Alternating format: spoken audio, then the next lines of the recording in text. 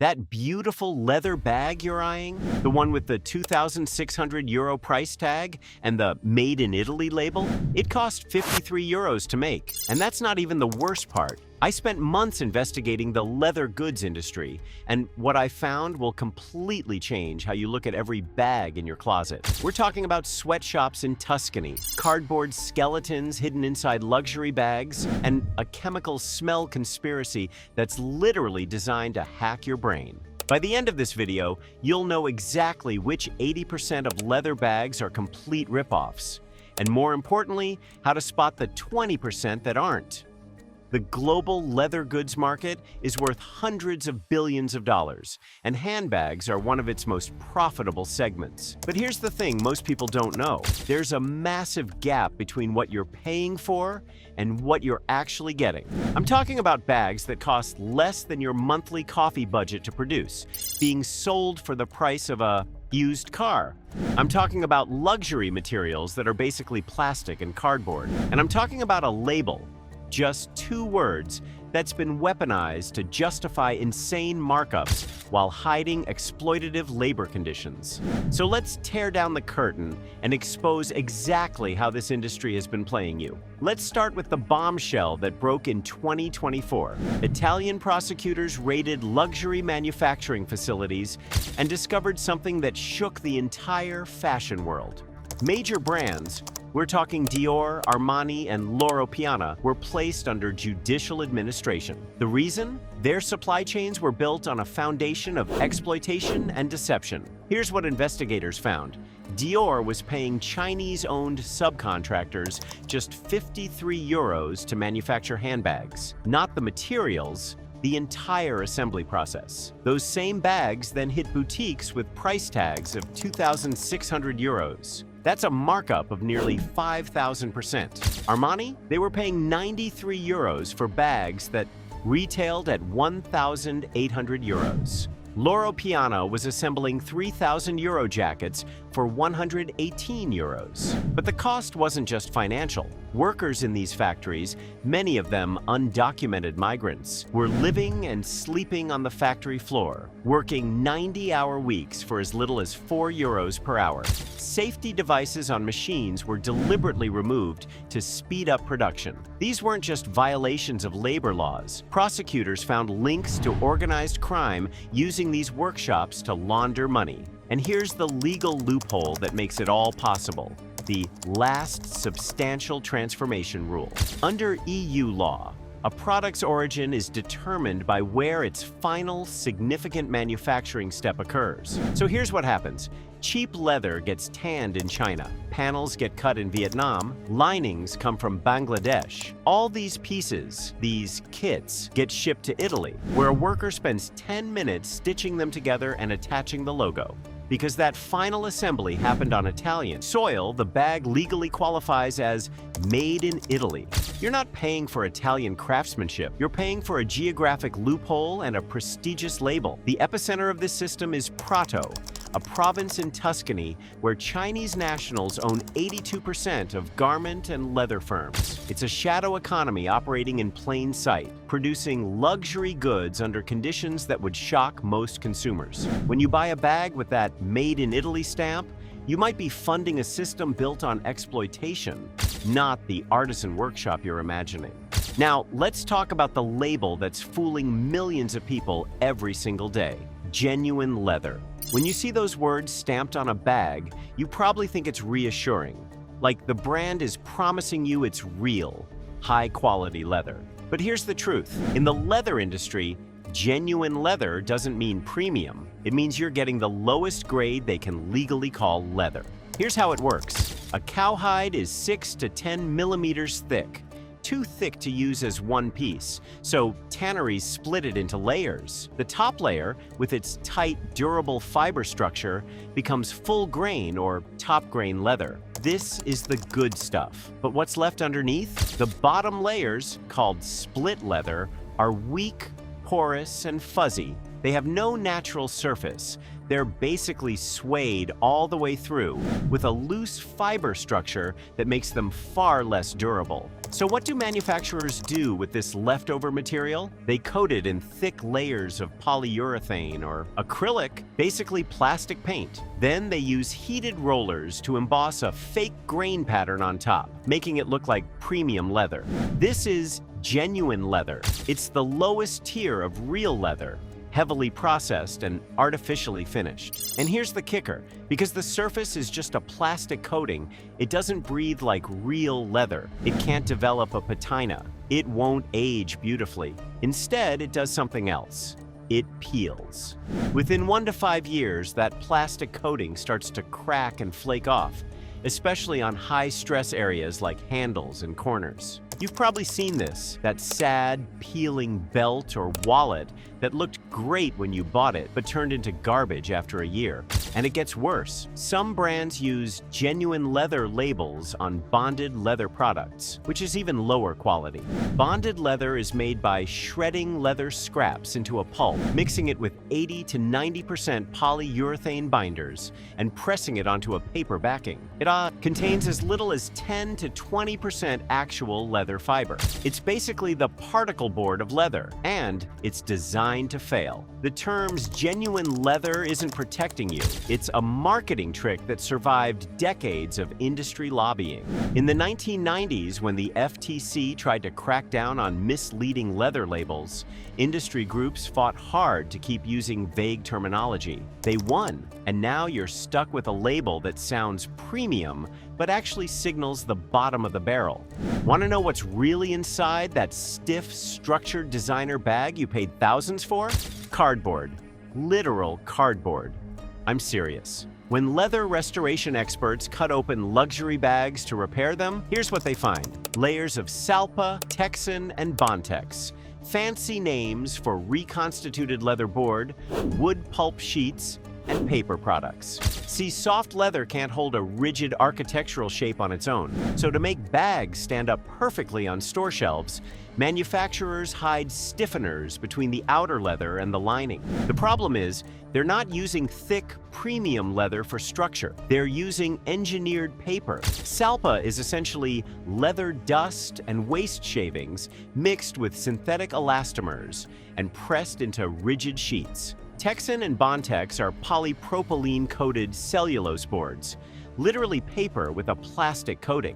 When you pay $2,000 for a structured bag, you're getting maybe $10 worth of cardboard holding it together. And here's why this matters. When these cardboard skeletons get wet or exposed to humidity, they warp permanently. That perfect, crisp silhouette you paid for, it turns into a saggy, creased mess because the paper inside has bent and crumpled. But the cardboard isn't the only shortcut. Look at the edges of a cheap bag's handles. See that thick, rubbery coating? That's edge paint, and it's hiding something. In high-quality leather craftsmanship, edges are finished through burnishing, a labor-intensive process where natural fibers are friction-heated with wood and wax until they fuse into a smooth, glass-like edge. Mass-market brands skip this entirely. Instead, they use thick plastic edge paint to cover up the raw, fibrous edges of cheap split leather. It looks clean and finished in the store. But after months of flexing and daily use,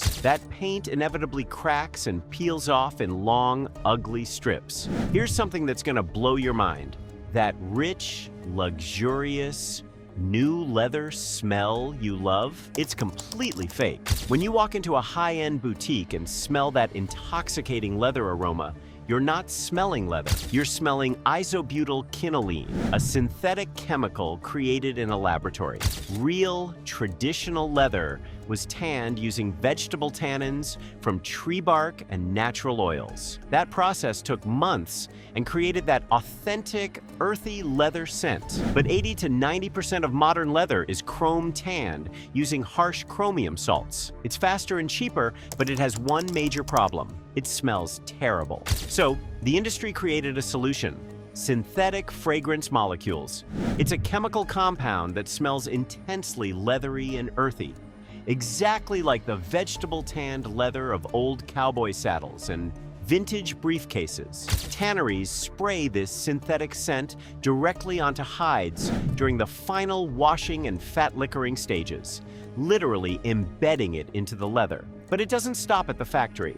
High-end retailers contract scent marketing companies like Air Aroma to pump synthetic leather and sandalwood fragrances through their HVAC systems using specialized cold air diffusers. When you walk into a Louis Vuitton flagship or a Gucci boutique, you're not smelling the bags on display. You're smelling a carefully engineered chemical blend pumped through the ceiling.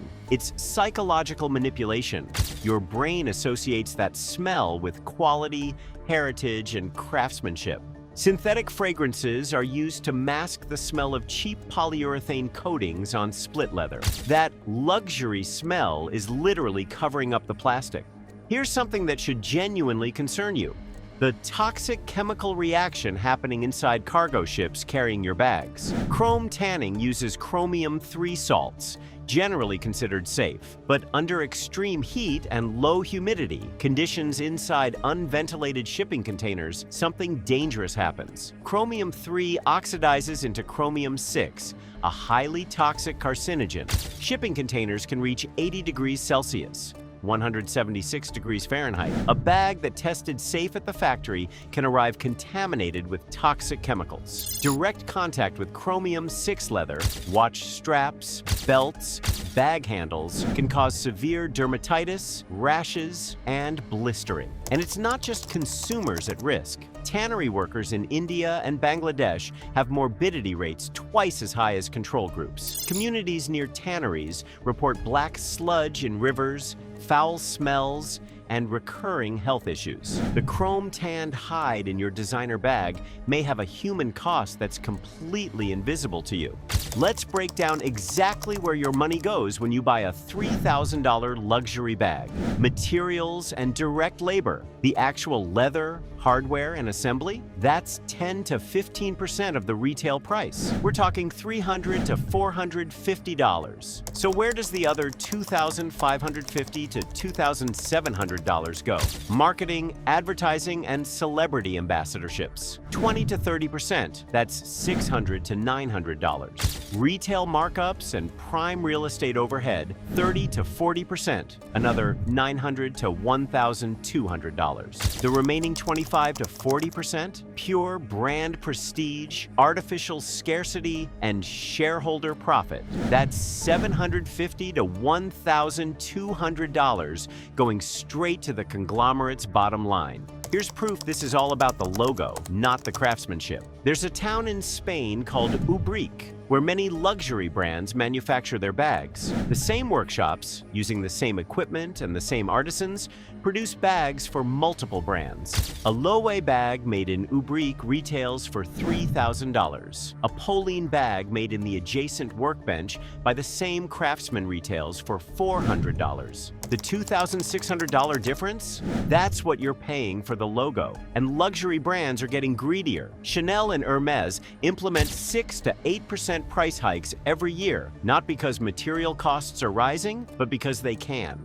You're forced to buy thousands of dollars in unwanted merchandise just to be granted the privilege of purchasing a handbag. So after all this doom and gloom, how do you actually find a leather bag that's worth your money? First, look for full-grain leather. This is the unaltered top layer of the hide with the natural grain intact. It's the most durable option, develops a rich patina over time, and will last 25 plus years with proper care. Avoid anything labeled just genuine leather or, worse, bonded leather. Second, check the tanning method. Vegetable tanned leather is chemically safer and more environmentally friendly than chrome tanned.